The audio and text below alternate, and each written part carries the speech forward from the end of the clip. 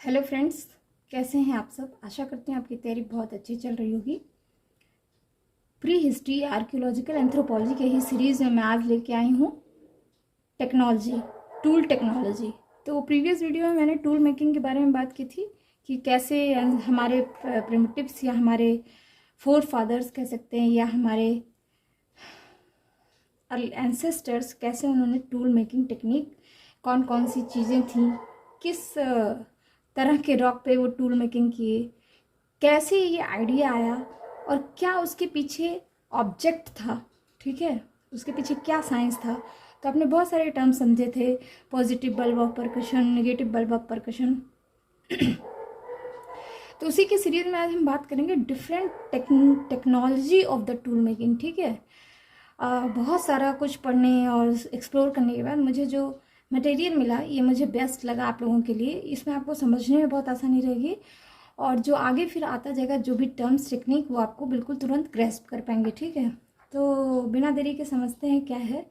तो जैसे previous discussion में आपको क्लियर हो गया कि जो फ्लेकिंग था वो बहुत एसेंशियल था किसी भी तरह के स्टोन वर्क के लिए। ठीक है, स्पेशली इन लोअर पैलियोलिथिक या ओल्ड स्टोन एज के लिए। तो वही बात है यहाँ पे कि वेरियस मेथड ऑफ फ्लेकिंग। अब फ्लेकिंग भी तरह तरह से होती थी कि ये जो फ्लेकिंग थी ये टेक्निक थी। तो इसको ना पूरा देखने के बाद, ओवरऑल पूरा स्टोन एज समझने के बाद, लोअर पैलियोलिथिक टिल नियोलिथिक कि किस तरह की टेक्निक हुई, तो कुल मिला के देखा गया there are different classification, we can classify this technique. तो देखते हैं methods can be classified in the following way. अच्छा, वन मोर थिंग कि आप वीडियो के दौरान स्क्रीनशॉट ले सकते हैं या आप मेरे साथ साथ राइट डाउन कर सकते हैं या एक या दो बार सुन के अपने वर्ड्स में लिखिए, that is more better than anything. ठीक है, तो इससे क्या होगा कि आपको एकदम एक एक चीज़ याद हो जाएगी। मैं यहाँ कोशिश कर ही रही हूँ कि आपको एक एक चीज़ समझ में आ जाए, फिर आर्कियोलॉजिकल एंथ्रोपोलॉजी में समस्या ना आए। ठीक है, कोई डाउट ना रहे। फिर भी कोई डाउट है तो आप नीचे कमेंट बॉक्स में ज़रूर लिखिए, मैं नेक्स्ट वीडियो में इसे रेक्टिफाई करूँगी। ठीक है, तो ये जो सारी टेक्निक थी टूल टेक्नोलॉजी, इसे हम क्लासीफाई करते हैं इस तरह से। पहला तो एक है डायरेक्ट परकशन मेथड। ठीक है, डायरेक्ट परकशन मेथड देखिए, डायरेक्ट परकशन मेथड, परकशन मतलब तोड़ देना, किसी चीज़ को तोड़ना, चिपिंग करना, छिलना, जैसे भी आप इसे समझ सकें। ठीक है, तो अगर फ्लेकिंग जो है, flaking by direct blows is called direct percussion. Flaking तो होगी ही स्टोन एज टेक्निक में। फ्लेकिंग बाय डायरेक्ट ब्लो, एक कोर लिया, एक दूसरा हैमर लिया।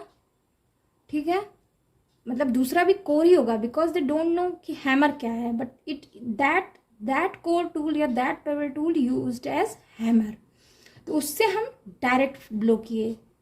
अब जो डायरेक्ट ब्लो किए उसके कई टेक्निक हो सकते हैं। एक तो ये कि कोर टूल को कहीं पे अटैच कर दें और ये जो है ब्लो करने का, ये थोड़ा दूरी पे जाए और फिर ब्लो करें। एक तो ये कि इसको अटैच कर दें और जो हमारा जो जिससे हैमर, जो पेबल टूल हमने जिससे हैमर बनाया उसको भी एक जगह से कहीं से अटैच कर दें और फिर अटैच करने के बाद इसको लेके आए एक पूरा पीछे तक और छोड़ दें। तो ये जब वापस जाएगा पेंडुलम की तरह तो इसको ये फ्लेकिंग करते हुए जाएगा। समझ में आ रही है बात? तो दिस इज कॉल्ड फ्लेकिंग। ठीक है, तो डायरेक्ट परकशन में क्या करते हैं, flaking by direct blows is called direct percussion, right. It was the most common method of early stone age. It is purely block on block device.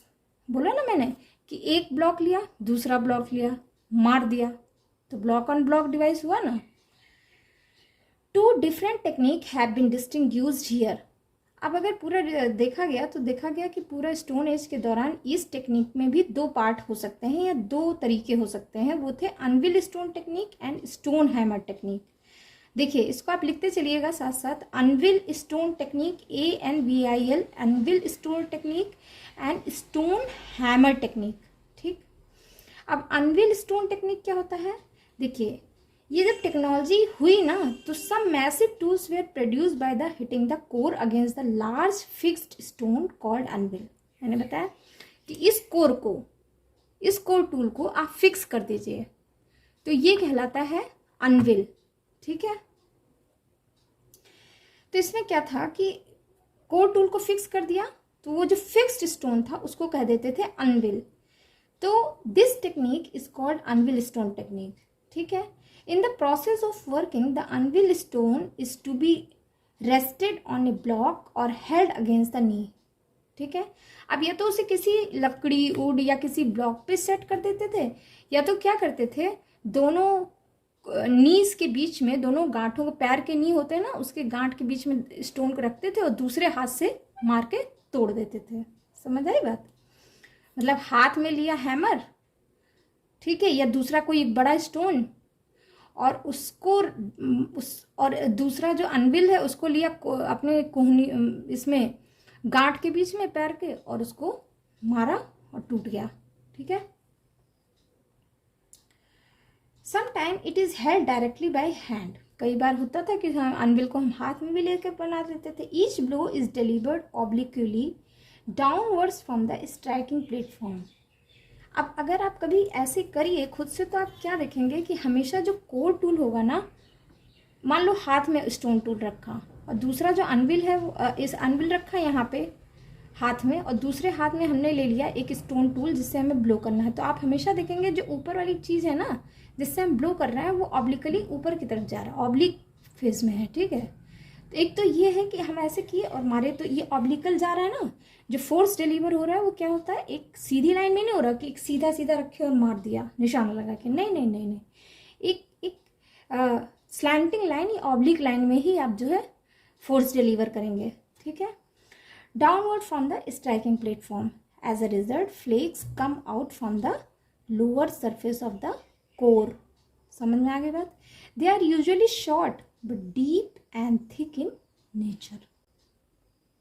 समझ आएगी? कभी आप ये करके देखिए, चोट मत लगा लीजिएगा, बहुत केयरफुली करिएगा। ठीक है, on the other hand step like bites are produced on the core along the edges of the piece of anvil या स्टोन। ठीक है, अब अगर स्लाइट मॉडिफिकेशन थोड़ा सा ये भी देखा गया, जैसे जैसे हमें टूल्स मिलते गए ना, लोअर पैलियोलिथिक टूल्स और इस तरह से, तो हम देखते गए किस तरह से वो टेक्निक, किस टेक्निक के थ्रू ये मैन्युफैक्चर किया गया होगा। तो हम पाया गया कि in a slight modification of this technique the core is suitably fixed on the anvil and a moving hammer hits the core almost vertically above the anvil. ठीक है, this technique has been called as bipolar technique. कई बार ऐसा होता है कि हमने क्या किया, एक स्टोन लिया, फिक्स कर दिया और दूसरे स्टोन से उसको सीधे ब्लो किया, मतलब ऊपर गए, ऊपर ले गए और फोड़ दिया। तो इसको क्या कहते हैं, बाईपोलर टेक्निक।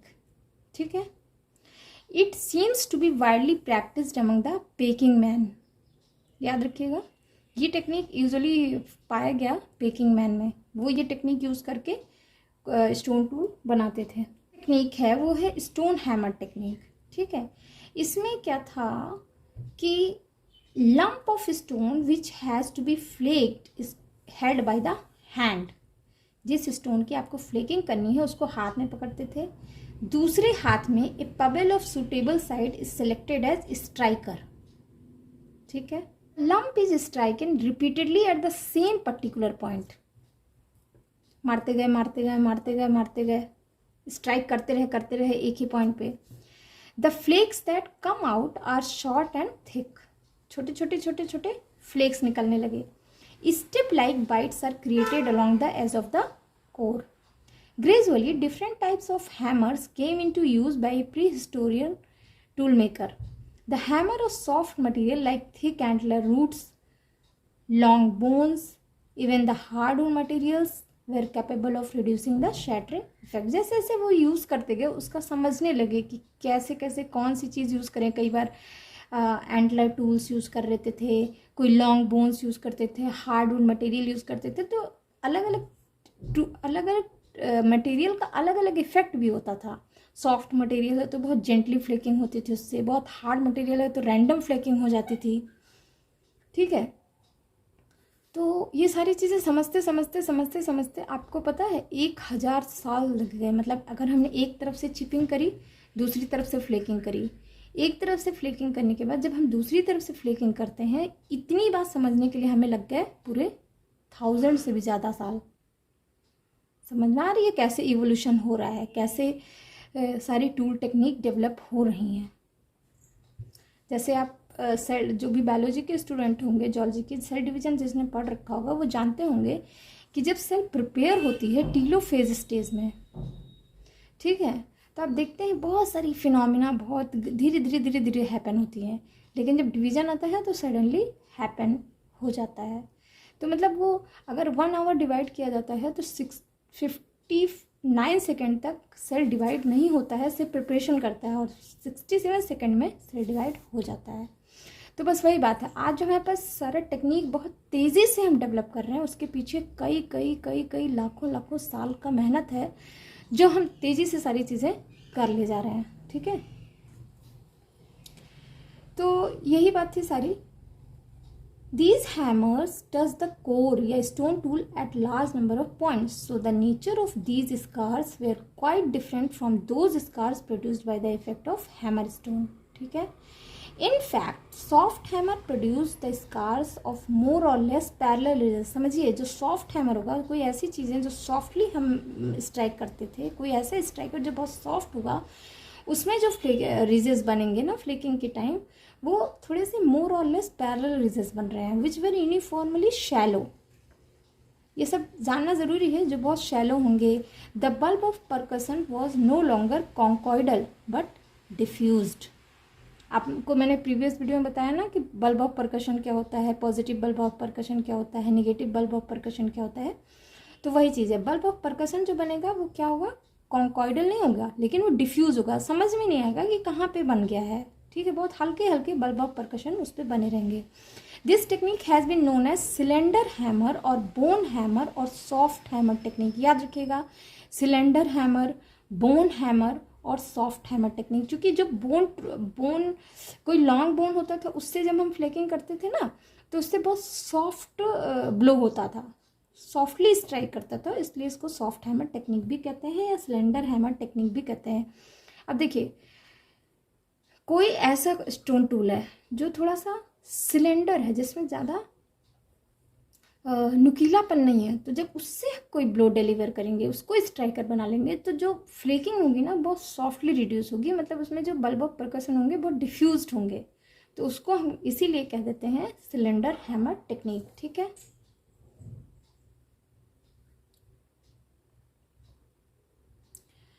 अब एक थर्ड चीज़ आती है, यहाँ पे मैंने पॉइंट यहाँ पे डिस्कस हुआ ना सिलेंडर हैमर टेक्निक, तो सिलेंडर हैमर टेक्निक को थोड़ा सा और समझ लेते हैं।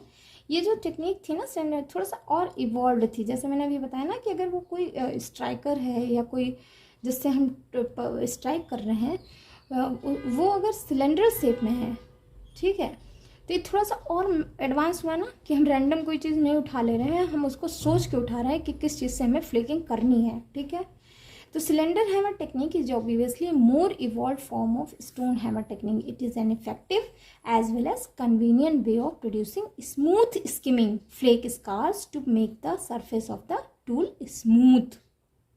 समझ आ रही है बात? The technique involves a powerful blow, especially with the skillful control of finger.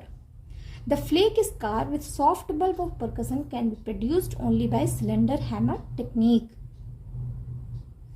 It may be mentioned that early Paleolithic flake industry known as Clactonian exhibit the evidence of employing the cylinder hammer technique. Clactonian जो stage था ना, आपको आगे मैं बताऊंगी, ऑरिग्नेसियन, मैगडेलेनियन, क्लैक्टोनियन, ये सारा कुछ। तो उसमें आपने देखा कि उस स्टेज में अर्ली पैलियोलिथिक जो फ्लेक इंडस्ट्री थी, जिसे हम क्लैक्टोनियन स्टेज में, वहाँ पे ये एविडेंस पाए गए सिलेंडर हैमर टेक्निक के। तो इतना समझ में आ गया direct percussion.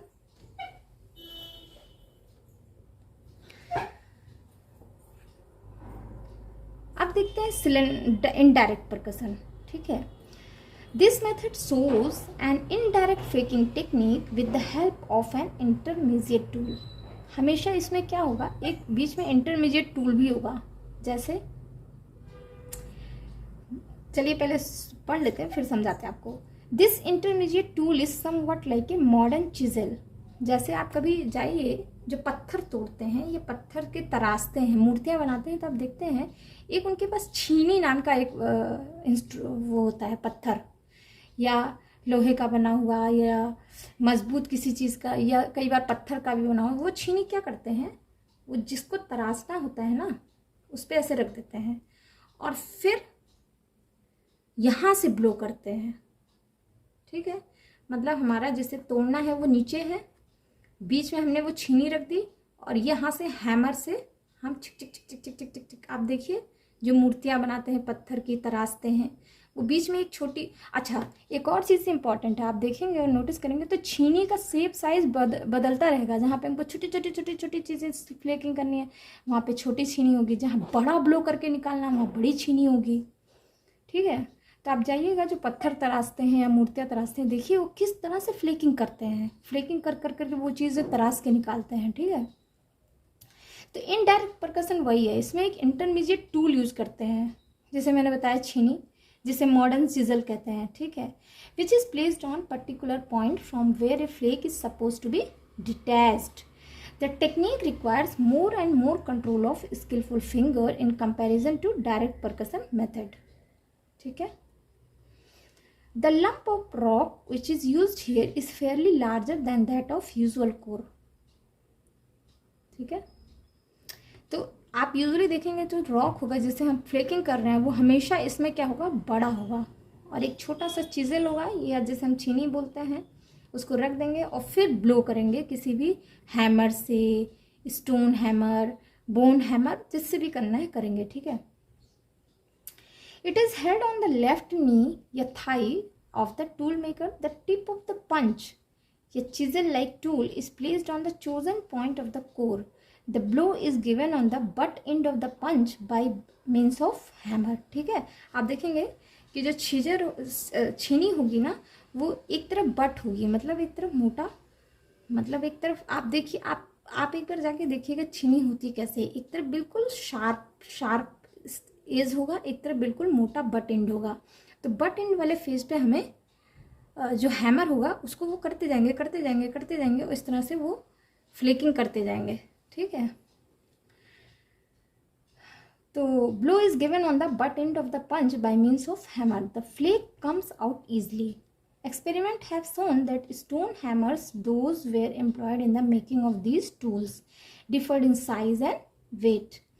Large primary flake could be produced by the use of a hammer stone weighing about 3 points, but for subsequent dressing, hammer stone weighing about 2 or 3 ounce yielded better result. तो ये wait की बात हो गई, जो भी hammer stone होगा ना उसका भी वेट वेरी करेगा। अगर हम ज़्यादा वेट से मार रहे हैं तो फ्लेकिंग ज़्यादा तेज, वेट भी, तो हम जिस ब्लो से, जो हैमर है सिर्फ छीनी का ही साइज वेरी नहीं कर रहा है, हैमर का भी साइज वेरी कर रहा है। ठीक है, तो ये हो गया। Large primary flake can be produce by the hammer stone weighing this. Therefore it is clear that prehistoric man must had kept a series of hammer.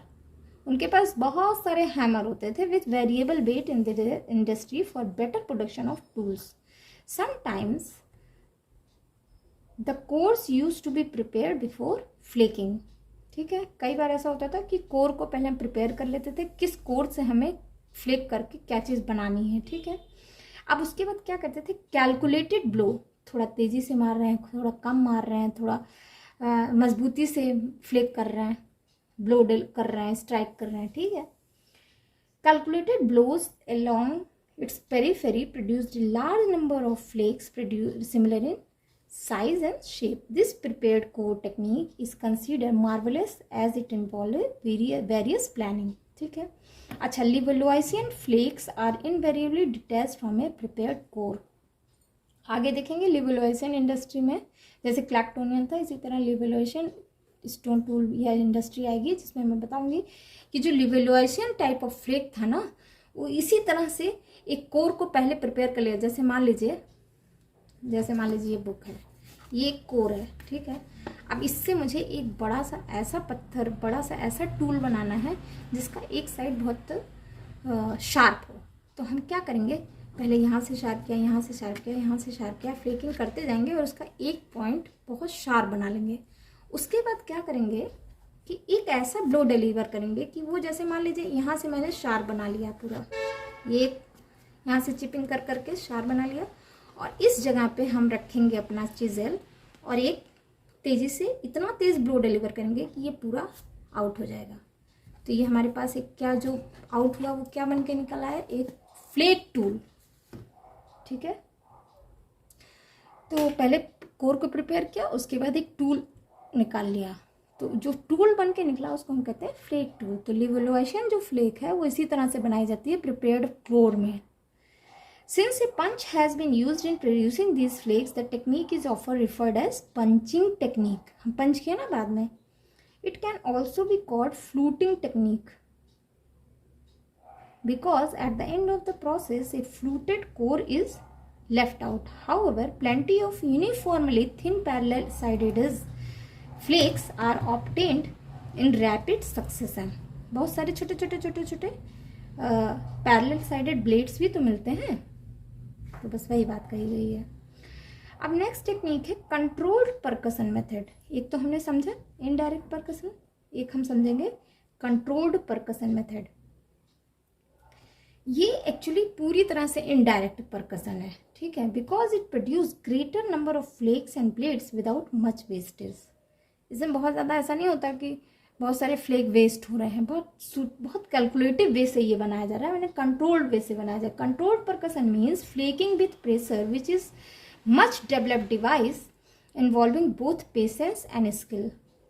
Small flakes are remove from some definite point of core with the help of suitable implement, वो चाहे stone का बना हो चाहे bone का बना हो, ठीक है, but the application of pressure is greatly regulated. मतलब धीरे धीरे धीरे धीरे उन्हें समझ में आने लगा था कि किस तरह से प्रेशर अप्लाई करें, कितना प्रेशर अप्लाई करें, तो जो वेस्टेज होता था वो कम होता था, जो चिपिंग निकलती थी, फ्लेक्स निकलते थे छोटे छोटे, वो कम होता था। कई बार वो पूरा कोर टूल ही खराब हो जाता था, ठीक है। तो ये यहाँ पे नहीं होता, यहाँ पे बहुत कम होता है, बहुत स्किल के साथ ही बनाया जाता है। Controlled परकसन was specially applied for the trimming of the cutting edge of the tool. अच्छा, इसका एग्जाम्पल क्या है, द माउस्टेरियन यानी निएंडरथल पीपल यूज करते थे इसको। The Mousterian and the people of Upper Palaeolithic period practised on this type of flaking.